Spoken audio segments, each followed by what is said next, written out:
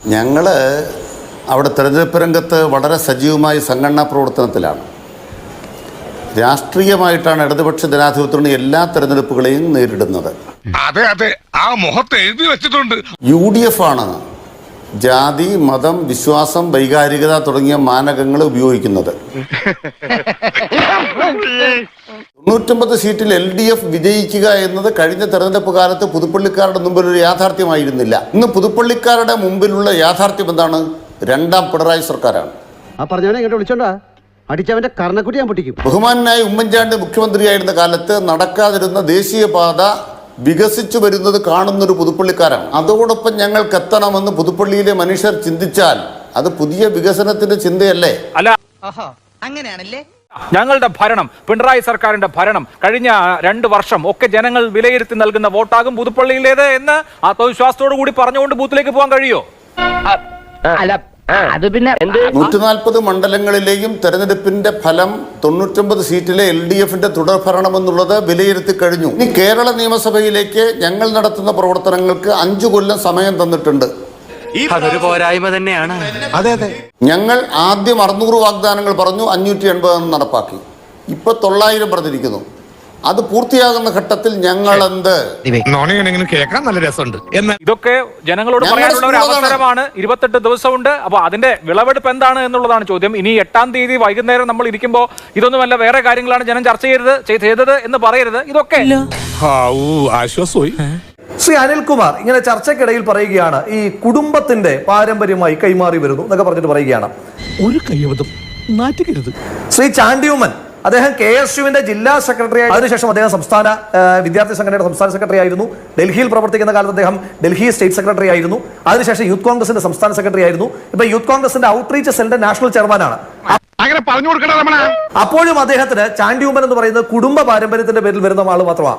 അങ്ങനെയാണ്. ഞാൻ ചോദിച്ചോട്ടെ, നിങ്ങളുടെ മുഹമ്മദ് റിയാസ്, പലരും BJPയുടെ ചില ആളുകളൊക്കെ വിമർശിച്ചിരുന്നല്ലോ, സ്ത്രീധന കോട്ടയിലാണ് മുഹമ്മദ് റിയാസ് വന്നതെന്ന്. ദൈവമേ, മൂർഖനെയാണല്ലോ ചവിട്ടിയത്. അത്രയും എപ്പോളിറ്റിക്കൽ ആയിട്ടുള്ള ഒരു സ്റ്റേറ്റ്മെന്റ് പറയാൻ ഞാൻ ആഗ്രഹിക്കുന്നില്ല. അപ്പോൾ ശ്രീ അനിൽകുമാർ ആ BJPയുടെ ഒക്കെ ആ വാദത്തെ അങ്ങ് അംഗീകരിച്ചു കൊടുക്കുന്ന സ്റ്റേറ്റ്മെന്റ് ആണോ നടത്തുന്നത്? നിങ്ങളുടെ മുഹമ്മദ് റിയാസ് മന്ത്രിയായി. മുഹമ്മദ് റിയാസ് മന്ത്രിയാകുമ്പോൾ പിണറായി വിജയന്റെ മരുമകൻ മന്ത്രിയായി എന്നാണോ പറയേണ്ടത്? പിന്നെ നാണക്കെടുത്തി. മുഹമ്മദ് റിയാസ് ബേപ്പൂര് പോലെ ഏറ്റവും സുരക്ഷിതമായ CPMന്റെ മണ്ഡലത്തിൽ നിന്ന് മത്സരിക്കുന്നു. ബാക്കി ഒരു തവണ മത്സരിച്ച അധികം ആളുകളൊന്നും മാറ്റാത്തൊരു തെരഞ്ഞെടുപ്പിൽ ഒരു എതിരഭിപ്രായവും ഇല്ലാതിരുന്ന VKC മുഹമ്മദ് കോയ എന്ന് പറയുന്ന CPMന്റെ സിറ്റിംഗ് MLA മാറ്റി ബേപ്പൂര് പോലെ സുരക്ഷിത മണ്ഡലത്തിൽ മുഹമ്മദ് റിയാസ് മത്സരിക്കുന്നു. അപ്പൊ എന്താ, മരുമകൻ കോട്ടയിൽ മത്സരിക്കുന്ന ആളാണോ? അപ്പൊ ആളെ ഷംസീറിനെ പോലെ മലബാറിൽ നിന്നുള്ള സീനിയർ ആയിട്ടുള്ള നേതാക്കന്മാർ നിൽക്കുമ്പോ കന്നി അംഗത്തിൽ ജയിച്ചു വന്ന മുഹമ്മദ് റിയാസിനെ നിങ്ങൾക്ക് മന്ത്രിയാക്കാം. അതൊക്കെ ഗോപാലകൃഷ്ണൻ ഒരു നമ്പറല്ലേ? കാലാകാലങ്ങളായി രാഷ്ട്രീയ പ്രവർത്തനം, KSUവിന്റെ ജില്ലാ സെക്രട്ടറി തൊട്ട് യൂത്ത് കോൺഗ്രസിന്റെ ഔട്ട്റീച്ച് സെല്ലിന്റെ നാഷണൽ ചെയർമാൻ പദവി വരെ ഇരിക്കുന്ന ഒരു വ്യക്തിക്ക് സ്ഥാനാർത്ഥിയാകുമ്പോ അവിടെ കുടുംബ പാരമ്പര്യം. കഷ്ടം. എന്റെ പൊന്നു ചങ്ങാതി, നിങ്ങൾ ഇടുമ്പോ ബർമൂഡയും ഞങ്ങൾ ഇടുമ്പോ വള്ളി ട്രൗസർ എന്ന് പറയുന്ന ആ പരിപാടി അങ്ങ് 8 മടക്കി കയ്യിൽ വെച്ചിരുന്നാ മതി. പിന്നെ ഇങ്ങനെയൊക്കെ പ്ലീസ് ചെയ്യുമ്പോ അനിൽകുമാറിന് അത് അദ്ദേഹം സ്ഥാനാർത്ഥിത്വം വല്ലതും ആഗ്രഹിച്ചിട്ടാണോ എന്ന് എനിക്കറിയില്ല. കാരണം 2-3 ദിവസമായിട്ട് അദ്ദേഹം ഇങ്ങനെ നിർത്താതെ ഇങ്ങനെ കിടന്ന് വലിയ വായിൽ വിലപിച്ചുകൊണ്ടിരിക്കുകയാണ്. എന്തിനാണെന്ന് എനിക്കറിയില്ല. എനിക്കും തോന്നിയത് ഇനി അദ്ദേഹം ചിലപ്പോ ഈ ജയിക്കനെയൊക്കെ മാറ്റുന്നതായിട്ടൊക്കെ മാധ്യമ ചർച്ച നമ്മൾ കണ്ടു. കോട്ടയംകാരനാണ് ശ്രീ അനിൽകുമാർ. അദ്ദേഹം എന്തെങ്കിലും സ്ഥാനാർത്ഥി മോഹവുമായിട്ടാണോ അത്തരത്തിലുള്ള സ്റ്റേറ്റ്മെന്റുകൾ നടത്തുന്നതെന്ന് നമുക്കറിയില്ല. ചാണ്ടിയുമ്മനാണ് ഞങ്ങളുടെ സ്ഥാനാർത്ഥി. താങ്കൾ കോട്ടയം ജില്ലക്കാരൻ കൂടിയാണല്ലോ ശ്രീ അനിൽകുമാർ. വെല്ലുവിളിക്കുകയാണ്. ശ്രീ അനിൽകുമാറിനും നിങ്ങളുടെ പാർട്ടിക്കും കഴിയുന്ന സർവ്വശക്തിയും എടുത്തിട്ട് പോരാടുന്നേ. അതിനേക്കാൾ നല്ലത് എന്റെ ശവം എടുക്കണതല്ലേ? ഇതിനേക്കാൾ വലിയ വെല്ലുവിളികളും ഇതിനേക്കാൾ വലിയ ആക്രോശങ്ങളും എല്ലാം നടത്തിയ ഒരു തെരഞ്ഞെടുപ്പ് ഉണ്ടായിരുന്നല്ലോ, തൃക്കാക്കരയിലെ തെരഞ്ഞെടുപ്പ്. ആ സമയത്തും ഈ നാഷണൽ ഹൈവേക്ക് റോഡ് വെട്ടിക്കൊണ്ടിരിക്കുകയാണ് സാർ. അതാ നല്ലത്. ഞാനും അഭിലാഷും അനിൽകുമാറും എല്ലാം കൂടെ പങ്കെടുത്തൊരു ചർച്ചയുണ്ടായിരുന്നു. ആ ചർച്ചയിൽ പൊതുജനങ്ങൾ കൂടി സാക്ഷിയായിട്ടുള്ള ചർച്ചയിൽ അദ്ദേഹം പറഞ്ഞത് തൃക്കാക്കര എന്ന് പറയുന്നത് കേരളത്തിന്റെ സെന്റർ ആവാൻ പോവുകയാണ്. നീയാണോ? അതെ, ഞാനാണ്.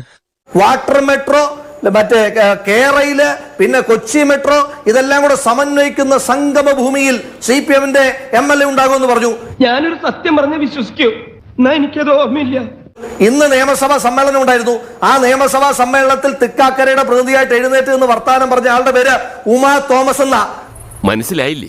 മനസ്സിലായി. PT തോമസ് ജയിച്ചതിന്റെ ഇരട്ടിയിലധികം ഭൂരിപക്ഷത്തിൽ ഉമാ തോമസ് ആണ് തൃക്കാക്കരയിൽ പിണറായി വിജയന്റെ നേതൃത്വത്തിൽ നിങ്ങളുടെ മന്ത്രിപ്പടയും MLA പടയും ശ്രീ അനിൽകുമാർ അടക്കമുള്ള പാർട്ടി പടയും ഒന്നിച്ചു വന്ന് പോരാടിയ തെരഞ്ഞെടുപ്പിൽ ഞങ്ങൾ ജയിച്ചു. വിളിച്ചു പറയേണ്ട വല്ല കാര്യമുണ്ടോ? ജനങ്ങളെ വിശ്വാസതയിൽ എടുത്തുകൊണ്ട് ആർജവത്തോടു കൂടി പറയുന്നു, ഈ ഉമ്മാക്കികളും ഈ തരംതാണ രാഷ്ട്രീയവുമൊക്കെ കഴിയുമെങ്കിൽ നിങ്ങൾ പുതുപ്പള്ളിയിൽ വന്നൊന്ന് വിറ്റുപോകുമെന്ന് ശ്രമിക്കും. അവനെ പേടിപ്പിക്കില്ല. CPM-കാരൻ പറയുന്ന നിഷിദ്ധമായ ആരോപണം എന്താണ്? കുടുംബാധിപത്യം. അങ്ങനെയാണെങ്കിൽ മുഹമ്മദ് റിയാസ് മന്ത്രിയായത് ഡൗറി കോട്ടയിലാണ് എന്ന് ആരെങ്കിലും ഒക്കെ പറയുന്ന ആരോപണത്തെ നിങ്ങൾ അംഗീകരിക്കുന്നുണ്ടോ? ചേട്ടാ ചൂടാവല്ലേട്ടാ ഇങ്ങനെ. നിങ്ങൾ പറഞ്ഞല്ലോ 8 പഞ്ചായത്തിൽ 6 പഞ്ചായത്തും ഭരിക്കുന്നത് CPM ആണെന്ന്. ആ ശക്തി മുഴുവൻ നിങ്ങൾ എടുക്കുന്നേ. ഓപ്പൺ ചലഞ്ച് അല്ലേ? ജനങ്ങളുടെ മുന്നിൽ ഞങ്ങൾ ഞങ്ങളുടെ രാഷ്ട്രീയം പറയുകയല്ലേ? ജനങ്ങളുടെ മുന്നിൽ ഞങ്ങൾ ഞങ്ങളുടെ സ്ഥാനാർത്ഥിയെ പ്ലേസ് ചെയ്യുകയല്ലേ? നിങ്ങളുടെ രാഷ്ട്രീയവുമായിട്ട് നിങ്ങൾക്ക് കടന്നു വരാം. മിണ്ടാതിരിക്കാം, കുറച്ച് കഴിയുമ്പോ പോവുമായിരിക്കും. ഇനി ഒരു കാര്യം കൂടെ പറയാം. ഇവിടെ ഈ തെരഞ്ഞെടുപ്പിനെ പറ്റി പറഞ്ഞപ്പോ നിങ്ങൾ പറഞ്ഞു പുതുപ്പള്ളിയിലെ ഏതോ ഒരു റോഡ്, ആ റോഡിലൂടെ പോയാൽ നടുവടിയുമെന്ന്. അങ്ങനെ നടുവടിയെങ്കിൽ എന്റെ പൊന്നു സാറേ, നിങ്ങൾ ആ പൊതുമരാമത്ത് മന്ത്രിയെ ചോദ്യം ചെയ്യാനുള്ള ആർജവമൊന്നും കേരളത്തിലെ ഒരു CPM നേതാവിനും ഇല്ല എന്ന് എനിക്കറിയാം. ആ മുഹമ്മദ് റിയാസിനെ കാണുമ്പോ കൈകൂപ്പി വണങ്ങിയിട്ട് പറ, ഈ മുഹമ്മദ് റിയാസിന്റെ വകുപ്പിൽ വരുന്നതല്ലേ കേരളത്തിലെ പൊതു റോഡുകളെല്ലാം? അതല്ലാതെ പുതുപ്പള്ളിക്ക് വേറൊരു മന്ത്രിയൊന്നുമില്ലല്ലോ. കേരളത്തിലെ ഏതെങ്കിലും ഒരു റോഡ് കുണ്ടും കുഴിയുമാണ് എങ്കിൽ അതിന്റെ കൂടി ഉത്തരവാദിത്തം ഈ സംസ്ഥാനം ഭരിക്കുന്ന സർക്കാരിനുണ്ട്. അതല്ലാതെ പണിഞ്ഞുകൊണ്ടിരിക്കുന്ന ദേശീയപാതയുടെ മാത്രം ക്രെഡിറ്റ് അല്ല ഒരു സംസ്ഥാന സർക്കാർ എടുക്കേണ്ടത്. ഈ നാട്ടിലെ ആ റോഡിന്റെ നല്ല റോഡുകളുടെ ക്രെഡിറ്റ് സംസ്ഥാന സർക്കാർ ഏറ്റെടുക്കുന്നുണ്ട് എങ്കിൽ ഈ നാട്ടിലെ മോശം റോഡുകൾ ഉത്തരവാദിത്തം കൂടെ ഏറ്റെടുക്കണം. ചെറിയ വട കൊടുത്ത് വലിയ വട വാങ്ങിച്ചു. ശ്രീ അനിൽകുമാർ നടത്തിയ ഒരു പരാമർശമുണ്ട്, ഞങ്ങൾ വിത്തെടുത്ത് കുത്തുകയാണെന്ന്. കുത്താൻ വിത്തൊന്നും ഇല്ലാത്തതുകൊണ്ട് ബഡ്ഡിംഗ് നടത്തിയിട്ട് ഭരണം നടത്തുന്ന ആളുകളാണ് ഇപ്പൊ കേരളം ഭരിച്ചുകൊണ്ടിരിക്കുന്നത് മാത്രമാണ് ആ വിഷയത്തിൽ പറയാനായിട്ടുള്ളത്. കിട്ടിയാ? ഇല്ല, ചോദിച്ചു വാങ്ങിച്ചു. നിങ്ങൾ ആ പുതുപ്പള്ളിയിൽ പറയുവാൻ കഴിയുന്ന എല്ലാ രാഷ്ട്രീയവും നിങ്ങൾ പയറ്റിയില്ലേ? നിങ്ങൾക്ക് അവിടെ ചെയ്യുവാൻ കഴിയുന്ന മുഴുവൻ കാര്യങ്ങളും പ്രചരണമായിട്ട് നടത്തിയില്ലേ? നിങ്ങൾക്ക് അവിടെ നിർത്തുവാൻ കഴിയുന്ന എല്ലാ സ്ഥാനാർത്ഥികളെ നിങ്ങൾ നിർത്തി നോക്കിയില്ലേ? എല്ലാ പരീക്ഷണങ്ങളും നടത്തിയിട്ടല്ലേ ശ്രീ ഉമ്മൻചാണ്ടി ജയിച്ചു വന്നത്? സത്യമാണെങ്കിലും എനിക്ക് അംഗീകരിച്ചു കൊടുക്കാൻ പറ്റുമോ? പിന്നെ താങ്കൾ പറഞ്ഞു ഈ പുതുപ്പള്ളിക്കാർ ഉമ്മൻചാണ്ടിയുടെ ഭരണത്തെ ആലോചിക്കുമെന്ന്. ആലോചിക്കണം, പുതുപ്പള്ളിക്കാർ ആലോചിക്കണം. VS അച്യുതാനന്ദന്റെ കാലത്ത് 9 ലക്ഷം മാത്രമായിരുന്ന കേരളത്തിലെ ക്ഷേമ പെൻഷന്റെ ബെനിഫിഷ്യറീസിന്റെ എണ്ണം 9 ലക്ഷത്തിൽ നിന്ന് 36 ലക്ഷമായി വർദ്ധിപ്പിച്ച ശ്രീ ഉമ്മൻചാണ്ടിയെ കേരളത്തിലെ ജനങ്ങൾ ആലോചിക്കും.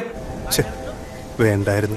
5 വർഷം കൊണ്ട് കേരളത്തിലെ സാധാരണക്കാരായ മനുഷ്യർക്ക് 4 ലക്ഷം സ്വന്തമായി വീടുകൾ നിർമ്മിച്ചു നൽകിയ ശ്രീ ഉമ്മൻചാണ്ടിയെ കേരളത്തിലെ ജനങ്ങൾ പുതുപ്പള്ളിയിലെ ജനങ്ങൾ ആലോചിക്കും. മുതലെടുക്കണേ സജി. കേരളത്തിൽ മെഡിക്കൽ കോളേജുകൾ ഇല്ലാത്ത എല്ലാ ജില്ലകളിലും മെഡിക്കൽ കോളേജുകൾ അനുവദിച്ച് പുതുതായിട്ട് 7 മെഡിക്കൽ കോളേജുകൾ അനുവദിച്ച ശ്രീ ഉമ്മൻചാണ്ടിയെ കേരളത്തിലെ ജനങ്ങൾ ആലോചിക്കും.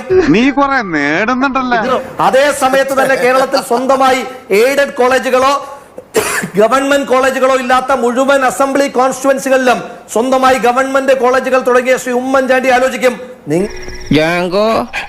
നീ അറിഞ്ഞ ഞാൻ പിന്നെ നിങ്ങളുടെ ഭരണത്തെയും ആലോചിക്കും സാറേ. നിങ്ങളുടെ ഭരണത്തെ ആലോചിക്കുമ്പോ സ്വപ്നയുടെ കഥകൾ ആലോചിക്കും. ഇനി നമ്മൾ എന്ത് ചെയ്യുമല്ലയ്യ? നിങ്ങളുടെ മുഖ്യമന്ത്രിയുടെ നിഴലായ ശിവശങ്കരൻ കയ്യിലൊരു ബാൻഡേജും അയണിലൊരു ബാൻഡേജും കഴുത്തിലൊരു ബാൻഡേജുമായി ഏതൊരു മനുഷ്യനും സഹതാപം തോന്നുന്ന കാഴ്ചയായി ജയിലിൽ നിന്ന് പുറത്തേക്ക് ഇറങ്ങി വന്ന ആ കാഴ്ച ജനങ്ങൾ ആലോചിക്കും. 2 ഓലക്കീറോ വെള്ള തുണി എടുത്തോളൂ എന്നെ മൂടാൻ. സർക്കാർ KSRTC-യില് പെൻഷൻ കിട്ടാത്തതിന്റെ പേരിൽ ആത്മഹത്യ ചെയ്ത കുടുംബങ്ങൾ നിങ്ങളുടെ സർക്കാരിനെ പറ്റി ആലോചിക്കും. ശവത്തേല് ബ്ലേഡ് വെച്ച് കീറില്ല എന്റെ നായരെ. കൃത്യമായി എല്ലാ മാസവും 1-ാം തീയതി ശമ്പളം കിട്ടാത്ത KSRTC ജീവനക്കാർ നിങ്ങളുടെ സർക്കാരിനെ പറ്റി ആലോചിക്കും. 100% ഞാൻ യോജിക്കുന്നു. അവശ്യ സാധനങ്ങൾക്കെല്ലാം സപ്ലൈകോയിലേക്ക് പോകാൻ പറഞ്ഞു വിട്ടിട്ട് 13 സാധനങ്ങൾ മാത്രം അവിടെ കൊടുത്തിട്ട് ആ 13 സാധനങ്ങളുടെ നേർക്ക് ഭക്ഷ്യ സിവിൽ സപ്ലൈസ് മന്ത്രിയുടെ പോലും മണ്ഡലത്തിൽ ഇല്ല സ്റ്റോക്ക് ഇല്ല എന്ന് എഴുതി വെച്ചിരിക്കുന്ന നിങ്ങളുടെ ഭരണത്തെ പറ്റി കൃത്യമായി കേരളത്തിലെ ജനങ്ങൾ ആലോചിക്കും. സംഗതി അറിയാൽക്കൊരുത്താക്കരുത്. കേൾവി ശക്തിയില്ലാത്ത സാധാരണ കുട്ടികൾക്ക് ലഭിച്ചുകൊണ്ടിരുന്ന ശ്രുതി തരംഗം പദ്ധതി നിർത്തലാക്കിയ ആളുകളെ പറ്റി നിങ്ങൾ ഈ സർക്കാരിനെ പറ്റി ആലോചിക്കും. ആദിവാസി വിഭാഗത്തിൽ നിന്ന് വരുന്ന കുട്ടികൾക്ക് സ്കൂളുകളിലേക്ക് എത്തുവാൻ യാത്രാ സൗകര്യം ഏർപ്പെടുത്തിയിരുന്ന ഉമ്മൻചാണ്ടി ഭരണത്തിൽ നിന്ന് ആ യാത്രാ സൗകര്യങ്ങൾ നിർത്തലാക്കിയ നിങ്ങളുടെ സർക്കാരിനെ കൃത്യമായി കേരളത്തിലെ ജനങ്ങൾ അസസ് ചെയ്യുക തന്നെ ചെയ്യും. മുതലാളിയുടെ കഷ്ടകാലം എന്നല്ലാതെ ഞാൻ എന്താ പറയാ?